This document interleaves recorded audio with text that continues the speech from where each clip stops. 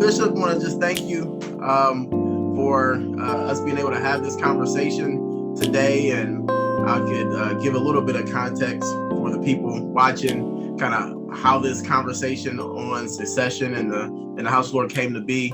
I was doing some focus groups, and out of the focus groups, people were saying that they wanted to see us do more together. And when I came back to you with that idea, and you came back with this brilliant idea of us just kind of doing recording us having a conversation about what people want to hear us talk about. Amen.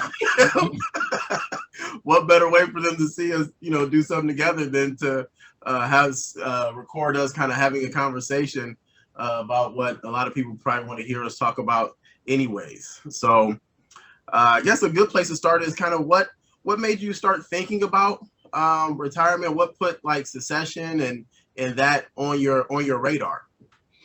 I think, Pastor Daren, thank you for setting us up and setting the context for us to be able to talk about this. I think actually, probably 10, 15 years ago, I was doing some teaching on Moses and Joshua, and began to dawn upon me that Joshua, when he was taking over from Moses in the book of Joshua, it takes about 12 chapters before Joshua ever comes into his own. He continued to talk, but the Bible keeps saying, even as Moses, and I said, well, Joshua's here now, but Joshua can't get no play.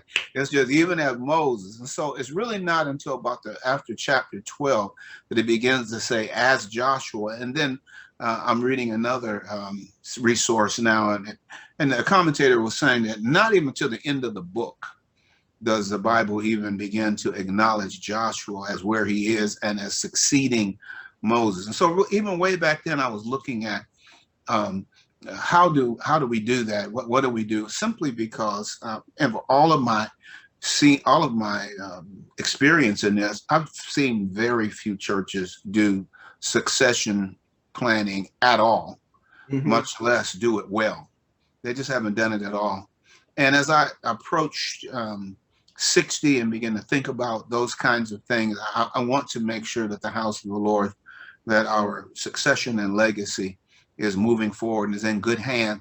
And so I'm ahead of the curve because I've been thinking about this for a long time and talking to people, and thought it was somebody else, and then it wasn't, then it turned out not to be. So this is a journey. And I think that it would be good for us to help people understand what the journey is like. And as I was watching that, reading on that, I also began to look at the relationship between Moses and Joshua. Joshua follows Moses to the top, stays in the tent of meeting. A number of those things take place where you see that there is probably some relationship between Joshua and Moses that is not exposed by the text. It's really, we can't see it. We know it's there. We know something's going on, but it's hard to see because they're not writing from that perspective. They're writing from the perspective of one leader, the next leader. How are we going to make it in this perspective of if the scholars are correct that these texts were written when they were in Babylonian captivity? They're writing about how we're going to find our identity. How are we going to keep Israel going? How are we going to create and continue the legacy? And so I think that's very important for the house of the Lord. So I thought, we need to talk about it because they can't see our relationship. All they see is, I'm gone, you preach. You come back. I come back, and then I pick back up. But what are those guys? What are they doing? How do they do that? How do they interact? So I think it's great. That's it's kind of funny when you mention like the story. You talk about Joshua. One of the things that kind of jumped out to me in that story is there's one place where God says, he tells Moses to come up. And then the text says, and Joshua went with them. Where Joshua had this, it seemed to hint that he had this commitment to be, where Moses was. God wasn't even talking to him. And Joshua was like, well, I'm rolling. He didn't say not to come. And you mentioned that too. There has to be this relationship between us. And I know for me, like when I look at one, you know, our relationship being in this place was never on my radar. It just happened organically, just kind of over years ago. And I actually remember we the first time you gave me your business card, we were having this Mediterranean symposium, and I said I'm gonna need some help with understanding this. And you gave me your business card, and I emailed you, gave me some books, and from that moment on, like it's just kind of been this natural progression over over 10 years at this point of me and you just interacting kind of more and more and more. And when succession comes into the picture, for me it's like I feel a sense of responsibility as a result of it, because from where I sit, I see, the house of the Lord in many ways as like your life's work. And you trusting me with that. And, there's a certain amount of responsibility and honor that I feel is owed in that. And also, and I don't even know what the word is, but it should still, like, you should never, I don't care if it's another 50 years from now, people should still know that Bishop Joey Johnson founded the House of the Lord at that point 100 years ago. You know what I mean?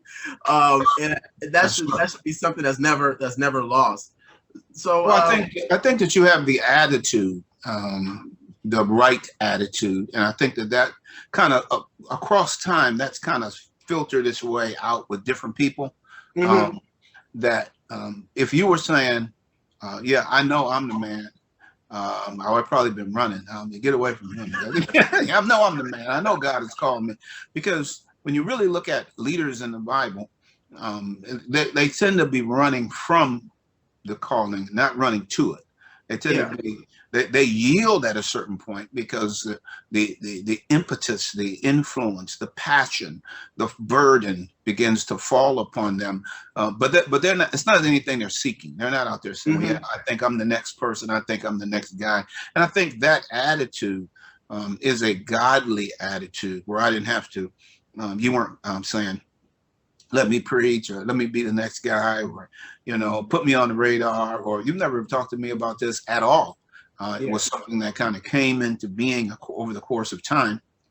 And at a certain point, you didn't know where you stood because there were people who were standing next to, around, in front of, beyond, behind, and but we didn't worry about that. We just continued to move forward. And I think there is something that you said here that's very, very, very practical, very pivotal to what I just preached about last Wednesday, which was, I think, the second Wednesday in July, and that was for those people who might watch this later, of 2021, and that was that mentorship, which I don't like the word. That's the new word, mentorship. I prefer the old word, discipleship. Discipleship means that you are putting yourself at the disposal of the other person because you want to learn something. You want to gain something. Not me trying to make you follow me, not me trying to run after you, but like Elisha, I want a double portion of that spirit.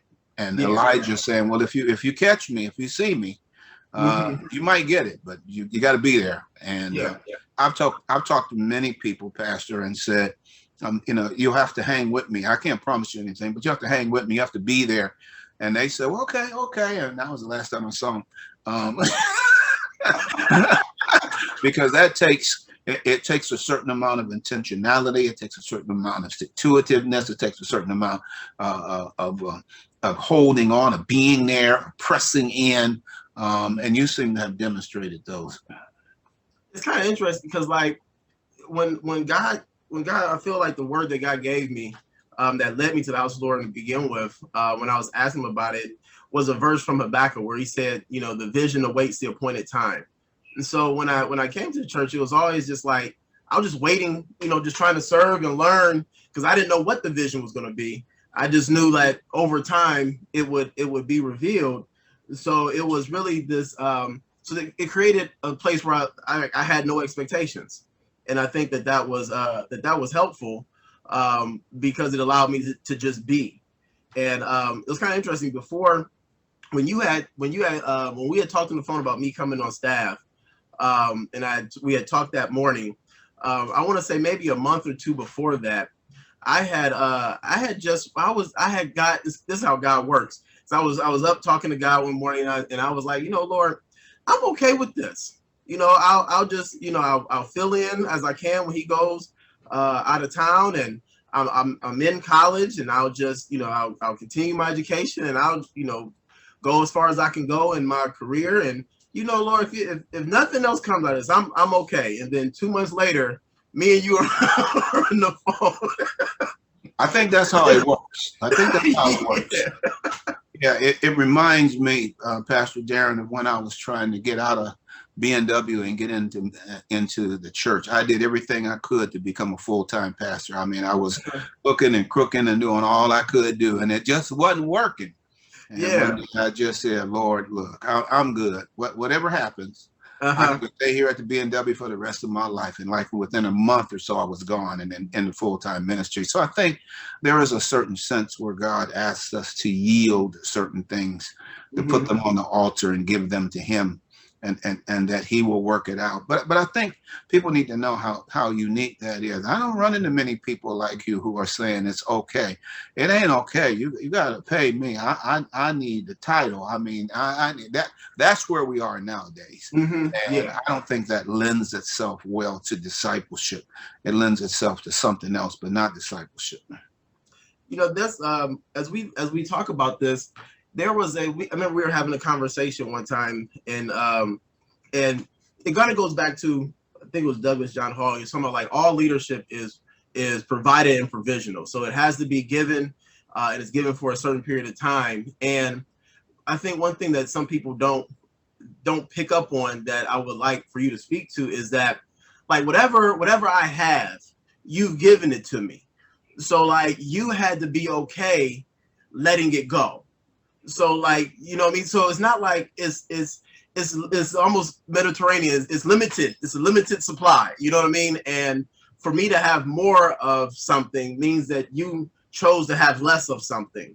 And can you speak to that a little bit? I think people don't really recognize that.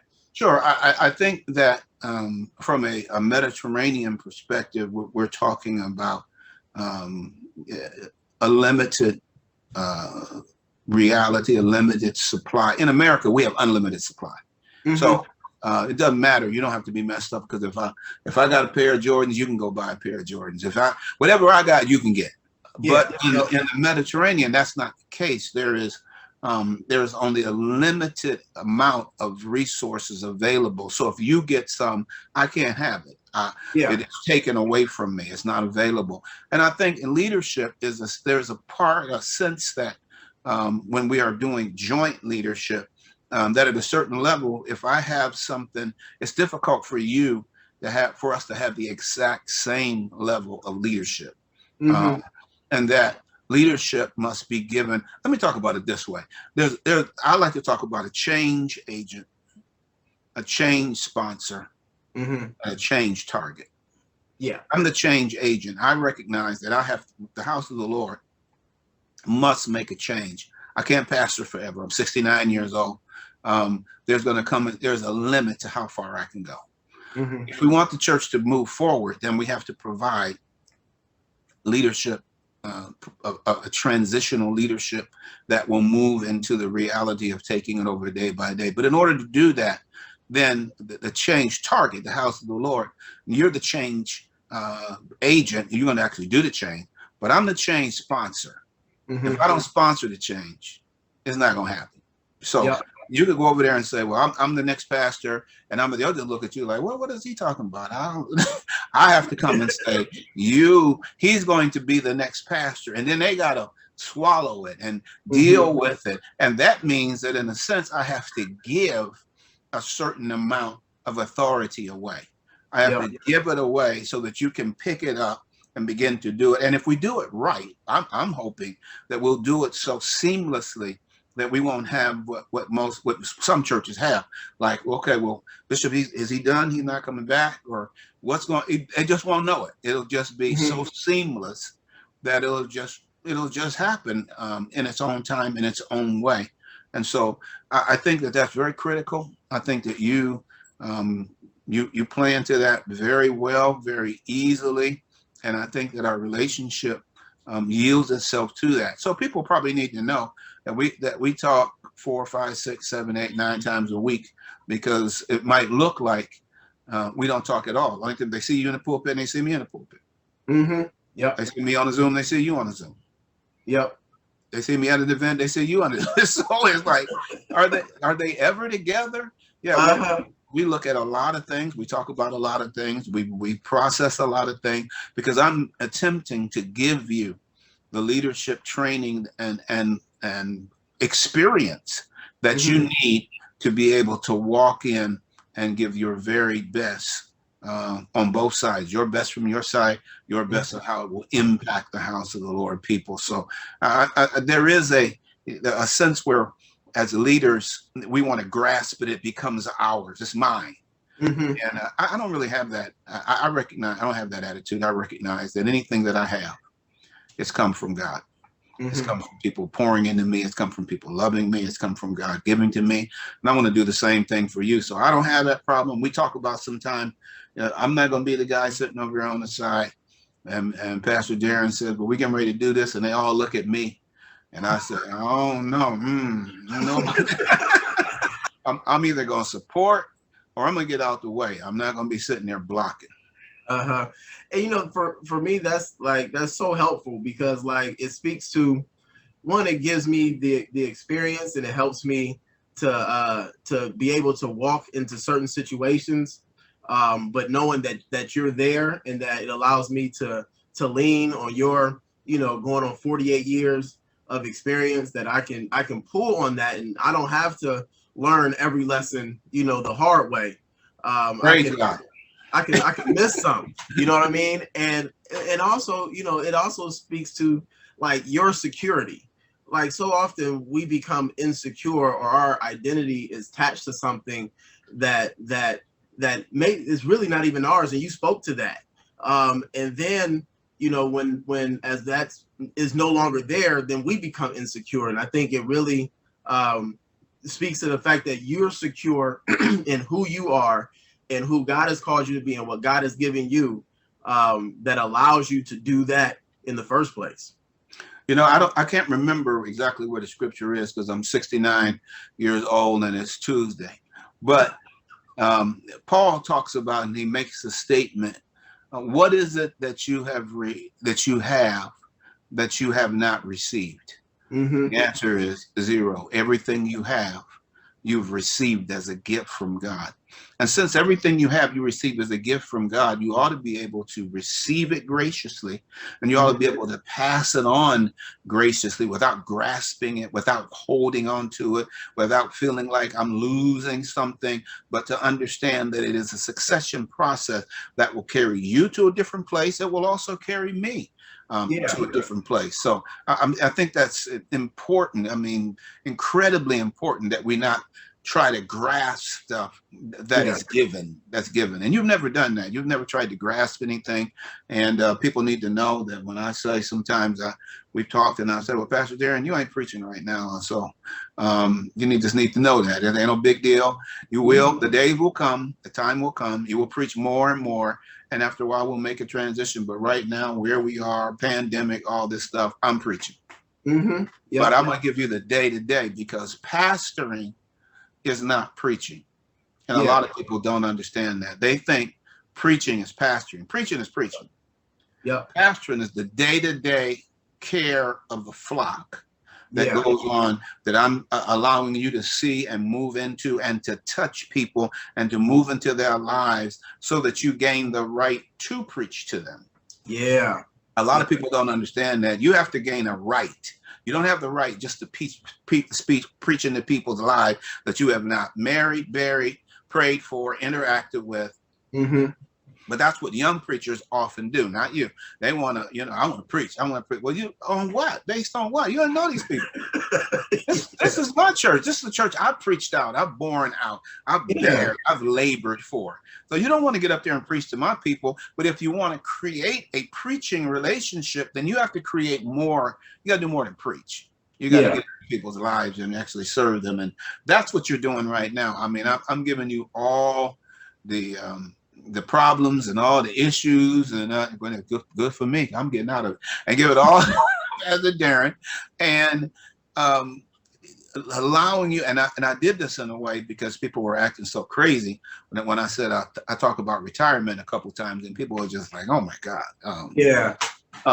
when you out, I'm out." I'm like, "Oh well, gee, thanks for that encouragement." I mean, I'm just so encouraged by that. You didn't come to me. You didn't join me. You joined the church that God sent you to. You joined the Church of Jesus Christ. Yeah. So I stopped talking about that because it was just too much. And I started and I created these little things. And I do this in a way that I just kind of share it and I don't bother anybody. But I said, Pastor Daren is the lead pastor. Now they're trying to figure out, what does that mean? What is he leading?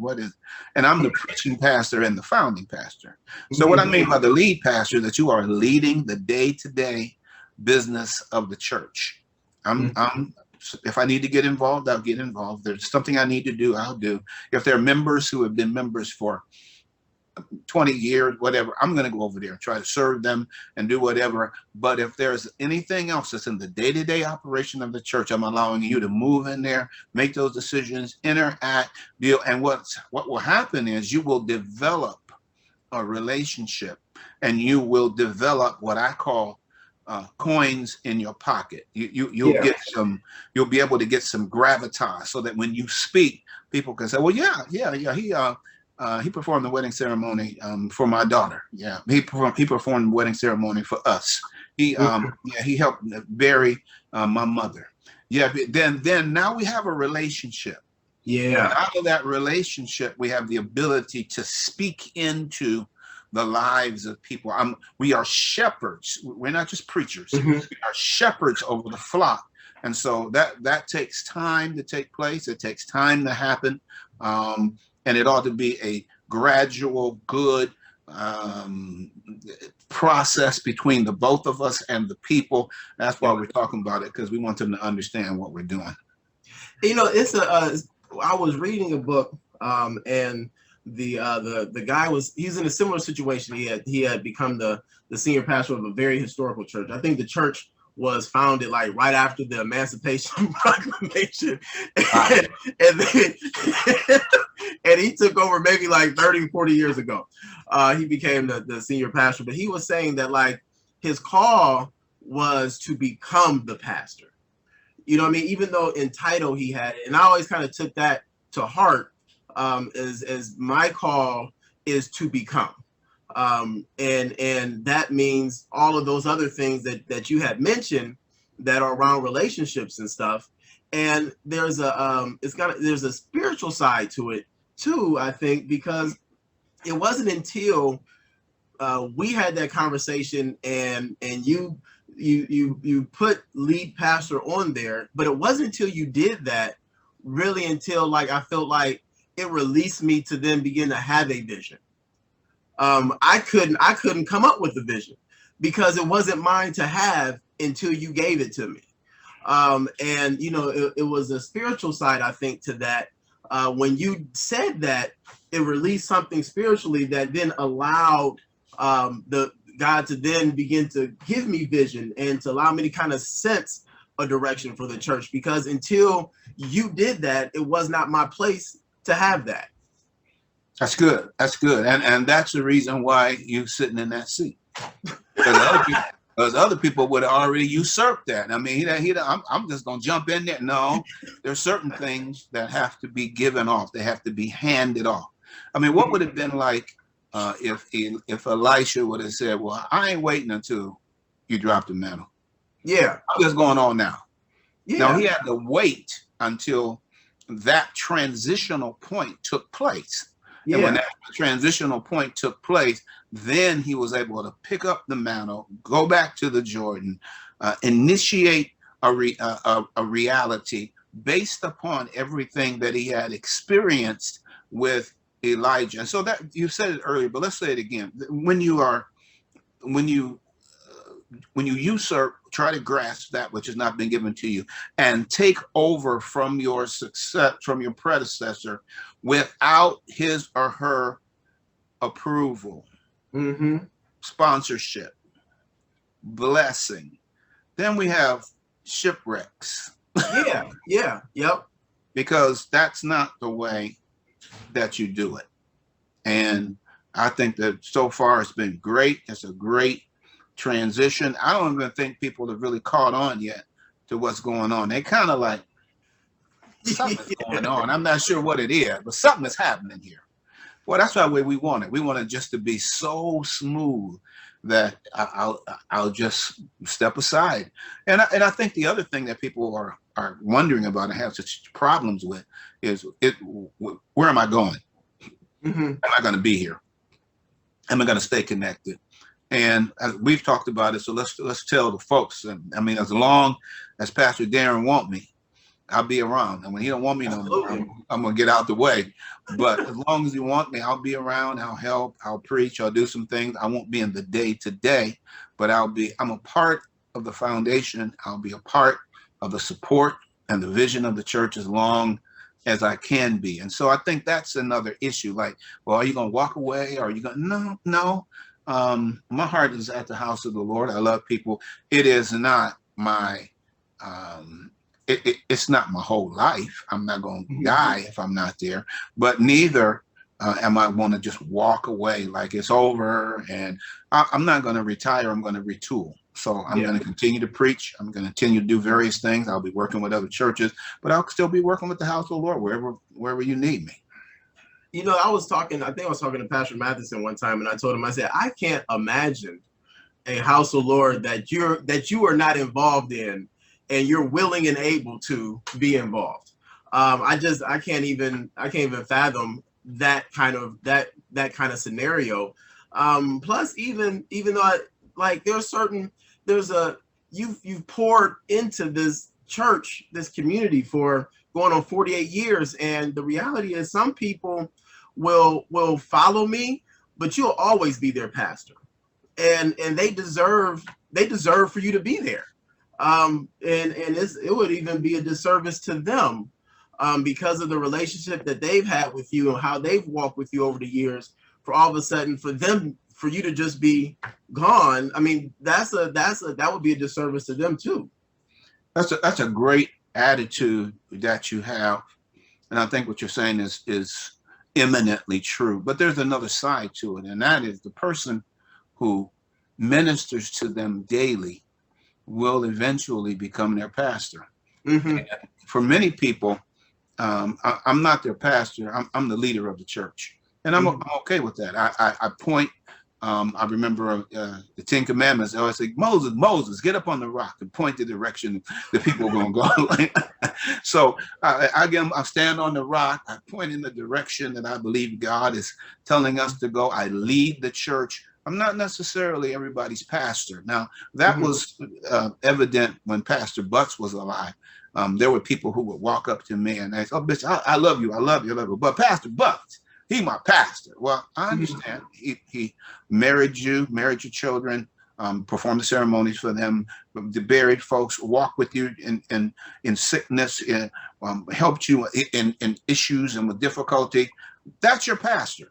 That's the person who walk with you. And so there are going to be some of those people that's your walk with. But the honor of founder, of establishmentarian, of working in the, let's call it, in the heat of the day, when the church was first being founded and all those things was taking place, there is a certain amount of honor there that needs to continue, that you seem to have, that many young folks just don't have. They want to walk away from their foundation. They want to walk away. Well, it's my time now. Well, without the foundation, you don't have anything to stand on. You know, there's it kind of reminds me. I thought about this when reading the book Canoe in the Mountains, and there was a certain guy in leadership I was talking to in a different context, and it was almost like, you think about, there's a time everyone will have their chance to lead off the map, so to speak, and kind of chart your own course. And I think sometimes people that are around my age, they run to that, and instead of like letting it come, like it'll come. The time for you to kind of make your way, or you to quote unquote make your mark, and that stuff will happen on its own without you just taking the canoes and just running to a mountain. It'll happen on its own. Happen. It might happen too quick, but it's gonna happen. I say that Bishop Clark is a very good friend of mine, Bishop Timothy J. Clark from Refugee Church of God in Columbus, Ohio. And I say to him sometimes, Bishop, just keep a spot on staff open for me down there, because I'm not sure what's going to happen up here at the house of the Lord. And believe me, I know how to be a good associate pastor, because I've been a pastor, so I know what it means. So, I'll be a great associate pastor for you. I'll be like, they might be like, well, what do you think about bishops? And what did the bishop say? That's what he said. That's what I'm for.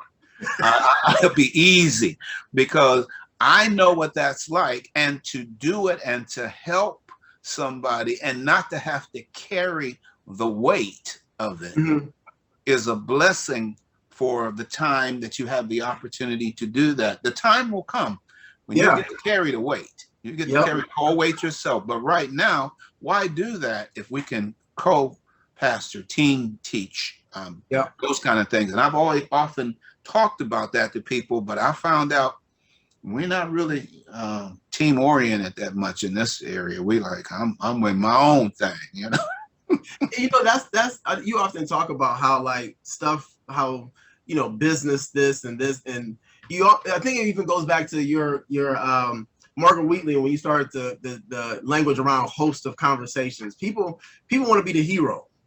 You know what I mean? They want to be the hero. Yep. And oftentimes a hero is not even necessary, but they but they want to be the hero anyways. I think I hear Tina singing. I don't need another hero. We just need to know the way home. I don't think we need heroes right now. We need people to work together. If we can work together, create community, walk towards what God wants us to walk towards together on this journey. As I'm reading again through the Bible, in this particular translation by Everett Fox, the journey comes up over and over again. And a journey is not something you take by yourself. A journey is an adventure that you take with other people. And the church is an adventure. It's something that we're doing simultaneously together, moving forward. Now, that's the reason that's so difficult is we live in a radically individualized America. It's about what I do, what I want, what I think, rather than what we should be doing or what God wants. So I hope to speak to that as I start to talk about African-American church, Black theology, those African theology, those kind of things, that it is a communal aspect, as the Hebrew text is, and as the New Testament. It's communal. We work together, but we'll work at it. We'll strive, we'll struggle, we'll fall forward as best we can, trying to continue to do those things. And I think another thing that you've touched on is the vision. Very confusing for a lot of folks, very confusing for churches, because they're looking for a pastor who has a vision. I happen to believe that the church has a vision, and the pastor has a vision, and I hope they match, because if they don't match, we're in trouble. So the house of the Lord could not have a vision for 48 years. And then Pastor Daren comes and we got a new vision. Okay, we're not doing that no more. Well, that's down in people's hearts for 48 years. There will be transitions. There will be new fronts. There will be new vistas. But that vision is down inside of us and has to be honored and built upon and reworked and whatever. And you've done that. You've thought about that and handled that very well. Because it was like, I noticed how, like, God, we go back to when we were talking about Moses and Joshua, like God's vision for the people didn't change. Like, even though Sure. he still had the same vision for them, even after Joshua came on the scene, the vision God had never changed. The execution of it was a little different because it was a different season. But the overall place that God was trying to move those people to, it never changed. And it's from that perspective that I was able to realize that that's what it is. You know what I mean? There's a part that I have to play in the season that I'm in, but God has a vision for this body, and that vision hasn't gone nowhere. It's the same vision He gave you, 48 years ago, is still there. And how it expresses itself or whatever as the seasons change may be different, but ultimately it's still moving people in the same direction. I wholeheartedly agree. Let's talk about one more thing, and then I think that'll be the first session, and we can come back and talk some more. But I think that there is something else that you do that I think many people would have difficulty with, and that is you attempt to love and to honor the seniors. We are in a generation where the church has lost much of the millennial and some of the younger folks, and there is a clamor. We got to get these young people. We got to get. I'm not sure how we're gonna get them, because unless we go back and theologize what happened, what took place, it's difficult in our generation for younger people to say I'm Black and I'm a Christian, because they seem to be so disparate in terms of what took place in slavery, what took place and then how the Bible was used and used against us, and then to turn around and say, okay, but I'm Christian. So, I mean, you seem to be concerned about the seniors, and we have a church full of seniors. We certainly have some folks in the middle age. We certainly have some millennials and some younger folk, but we're mostly a church of seniors, because I found out that as a church progresses, as it matures, it generally tends to be about the same age as its pastor. So when I was 21, 22, 23, we had a whole bunch of 20s. Yeah. 30, we had a bunch of 30s. Now I'm almost 70, and we got a whole bunch of 70s. And I think I'd like you to end this by speaking a little bit to how you envision the seniors, because you got to pastor the whole thing, the whole cadre, everybody, the whole vista of all the folks. How do you approach that? I've always, and I think it's even just from growing up and spending time with my grandparents, a lot of time like one-on-one with my grandparents, stuff, that I've always had like an appreciation for seniors. And it actually bothers me when I hear them say like, or feel that there's not a place for them. Or I think one of the phrases, they want to just put me out to pasture. And that kind of stuff. And that actually hurts me when I hear that, because I feel like there's so much wisdom. There's so much, even vitality. There's so many ways that the seniors can contribute to the ongoing future of the church, that you lose that if you just start focusing on we got to get young people. We got to get young people. There's a both and. You know what I mean? You've always taught that there isn't usually an either or. Is how do you stand in the middle and do both and. So I do recognize a need for that, but at the same time, I don't think the need is needs to be at the expense of our seniors, who in a lot of ways, if it wasn't for their faithfulness, there would be no church to be a successor for. Absolutely. So I want to honor that, and I want to serve them, and I want them to feel that there's a place for them, and that this could be a place where them and their grandchildren can call home. Pastor Daren, that's very well said. I appreciate you setting this up. I think that's a good place for us to stop, and then you go ahead and figure out some more questions, and we'll just see how we want to proceed forward. But I really appreciate you. I appreciate your ministry, your heart, your life, and we're looking for God to do great things together.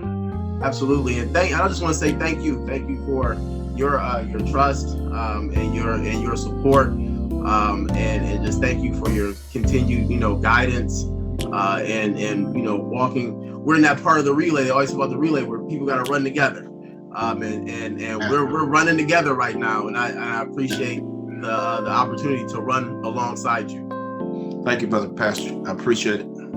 All right. Until next time, Bishop.